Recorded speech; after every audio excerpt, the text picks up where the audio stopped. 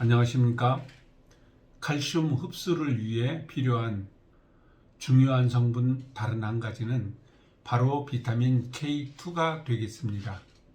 현대사회에서 비타민 K의 중요성이 매우 커지고 있는데 그 이유는 현대인의 식습관과 라이프 스타일은 비만이나 대사증후군, 염증 질환을 급격하게 증가시킬 수 있기 때문입니다. 이러한 이유로 몸은 산성화되기 쉽고 산성화되게 되면 몸은 중화시키기 위해서 칼슘 소비를 더욱 증가시키게 됩니다. 여성의 경우 폐경기후, 골감소증이나 골다공증을 예방하기 위해서 또는 치료하기 위해서 칼슘과 비타민 D 복합제를 섭취하게 되는데 많은 연구 결과 오히려 뼈 건강을 위해서 섭취한 칼슘 영양제는 심혈관 질환의 위험을 일으킬 수 있다는 조사 결과가 발표되고 있습니다. 비타민 K2가 충분하지 않은 상태에서 칼슘 흡수를 높이게 되면 비타민 D와 직접적인 칼슘 보충은 칼슘이 뼈로 침착되기보다는 뼈 이외의 조직에 침착되어 우리 몸에 많은 악영향을 주게 됩니다. 유럽 EFSA 조직위원회는 칼슘 단일 섭취는 생체의 칼슘 흡수가 충분하게 되지 못하고 칼슘과 비타민 D를 함께 섭취해야만 칼슘의 흡수율을 증가시킬 수 있다고 합니다. MK형 비타민 K2를 매일 45 마이크로그램씩 섭취하는 것은 뼈의 골밀도를 증가시키고 조골세포의 활동을 촉진해서 칼슘이 뼈로 잘 이양될 수 있게 만들어준다고 합니다. 비타민 K는 저콜레스테롤식을 시행한 동물에서 출혈 증상이 일어난 것을 발견하게 되었는데 이는 콜레스테롤 결핍 때문에 그런 것이 아니고 어떠한 항응고인자가 결핍되었기 때문이라는 것을 알게 되었습니다. 이때 응고의 영문 철자 K를 따서 비타민 K라 명명하였다고 합니다. 비타민 K는 정상적인 혈액 응고작용에 필수적일 뿐만 아니라 뼈의 형성, 동맥 및 연조직에서 석회화를 억제하는 데 필수적인 지용성 단백질입니다. 비타민 K는 비타민 K1, 비타민 K2, 비타민 K3로 나뉘어지는데 비타민 K1을 필로키논, 비타민 K2를 메나키논, 비타민 K3를 메나디온이라고 부릅니다. 비타민 K는 녹색 채소에 많이 들어있고요. 비타민 K2는 낫도균이나 계란, 노른자, 치즈 등 발효식품에 많이 들어있다고 합니다. 비타민 K는 합성 비타민 형태이고요. 기능으로는 비타민 K1은 혈액 응고작용을 하고 비타민 K2는 뼈 건강 작용을 하는데 골밀도를 증가시키거나 혈관 석회화 방지를 합니다. 흡수율은 비타민 K1은 낮고 비타민 K2는 높습니다.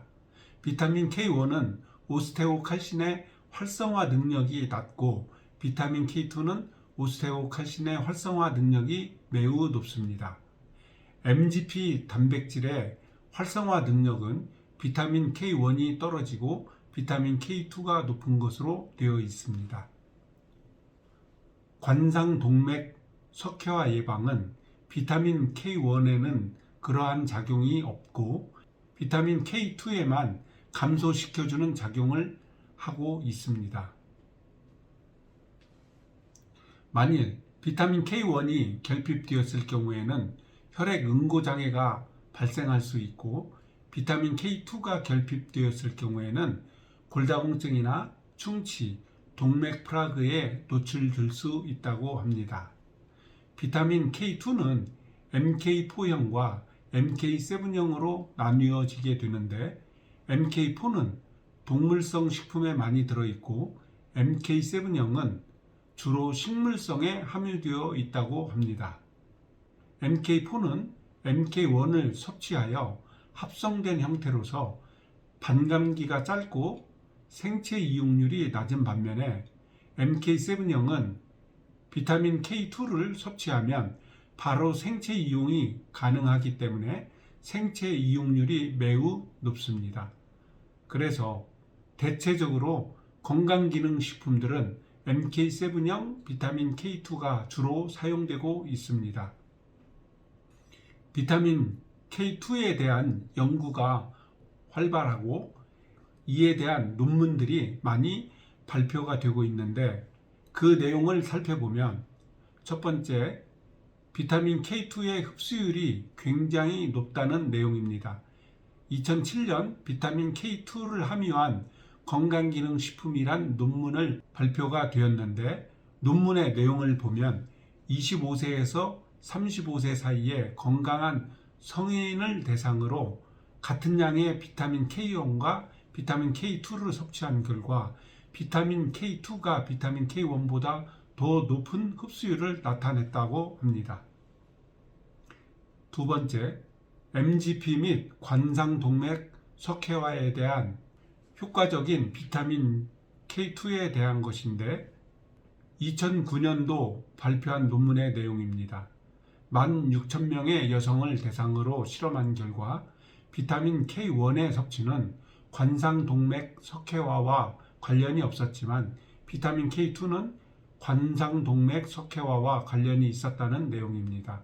따라서 비타민 K2는 비타민 K1과 비교하여 MGP 및 관상동맥 석회화에 더 효과적이다라는 내용입니다. 세 번째는 뼈의 질을 향상시키고 골절을 완화시켜주며 혈관 석회화 방지에 더 큰 효과를 나타냈다는 것입니다. 2017년도에 발표된 연구 논문으로 최근 비타민 K1은 골밀도와 혈관 석회화에 대체로 효과가 미약한 것으로 나타났는데, 비타민 K2는 뼈의 질을 향상시키고 골절을 현저하게 줄이며 혈관 석회화를 방지했다는 연구 결과입니다. 또 하나의 연구 논문은 노년층의 97% 이상이 비타민 K2에 결핍되었다는 내용입니다. 비타민 K2의 역할을 간략하게 정리해보면, 뼈는 평생 생성과 분해를 반복하며 7년 주기로 교체되는데, 이때 작용하는 생성세포를 조골세포라고 하고 분해하는 세포를 파골세포라고 합니다. 조골세포에서 분비되는 오스테오칼신은 칼슘과 결합하여 칼슘을 뼈에 삽입함으로써 골밀도를 높여주는 역할을 합니다. MK7형 비타민 K2가 오스테오칼신의 활성화를 더욱 촉진시킵니다. 두 번째는 심혈관 건강에 대한 기능입니다. 이때는 비타민 K2로 인해 활성화된 MGP 단백질은 칼슘을 뼈로 축적시키고 동맥과 혈관에 쌓이지 않도록 예방하여 준다고 합니다.